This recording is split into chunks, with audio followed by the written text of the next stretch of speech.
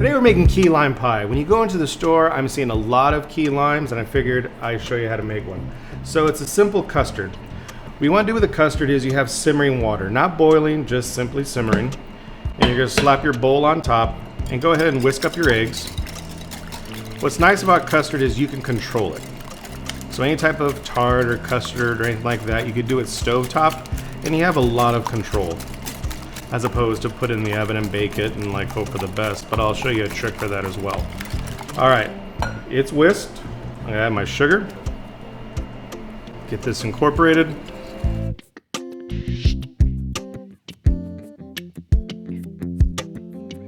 All right, it's all incorporated. A little pinch of salt. And then I have some key limes. What's different about key limes compared to limes, stronger in flavor, more acidic, and the aroma is just like nice. We get key limes from all over the joint. I mean, Mexico, Southeast Asia. They're really, really small. These are key limes, pretty small. I'm gonna give it a little bit of zest. Zest adds a lot of flavor.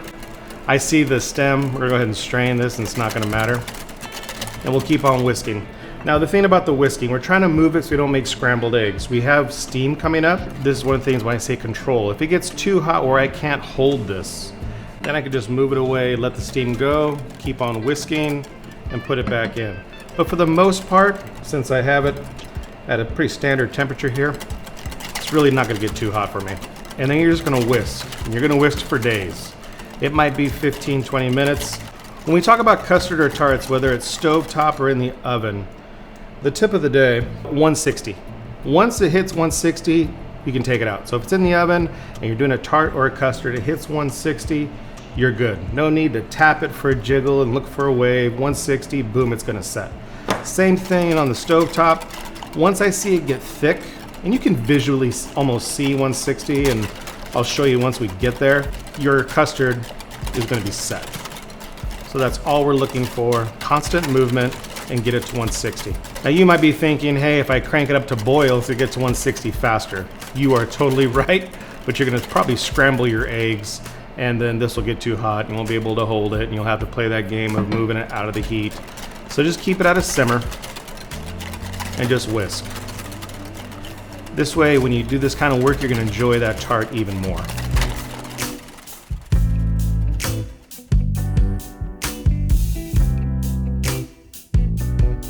All right, we're at 160. I'm gonna take it off the heat. I gotta add a little bit of butter. When you do this, just drop one in and start whisking. When you see it dissipate, add another one in. It just gives it a silkiness. It'll make it a little bit thicker. Just something you should do. All right, looks good. Now I'm gonna strain it.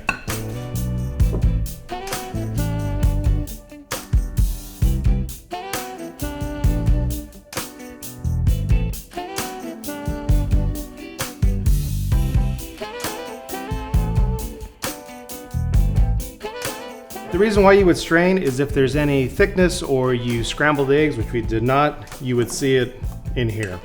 So from here, while it's warm, I'm just gonna pour it into my pre-done graham cracker crusts.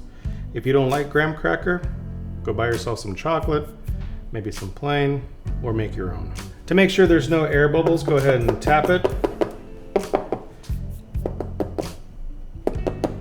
If you want to add a little more, you can. For the rest, you could put it in a little jar, let it cool off without a lid, and then once it's cool, put it in the refrigerator. These will usually last about a week. As it goes through the week, it might lose a little bit of flavor. But again, the custard you could freeze as is and bring it out when you need it. But this is a very simple recipe, and it's something that you can do with any type of flavor, same technique, something you should definitely try. I'm gonna let these cool off in the fridge about 3 or 4 hours, and then we can cut into it and try it.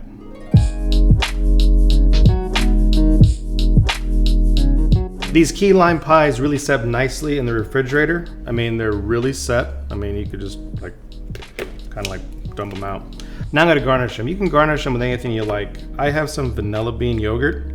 I just like a little bit of sour, and vanilla bean goes nicely.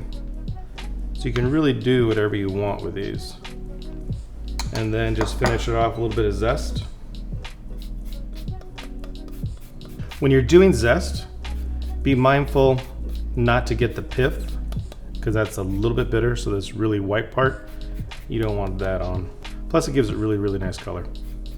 As far as flavoring, key lime is really, really great aromatic. It has a nice bit of acid, so it's a little bit different than your normal lemon or lime. It's fresh, and when you think of key lime pie, you think of summer days, you think of beach, you think of just tropical, and this is what this dessert brings. Just a nice tropical dessert you can pretty much have anytime.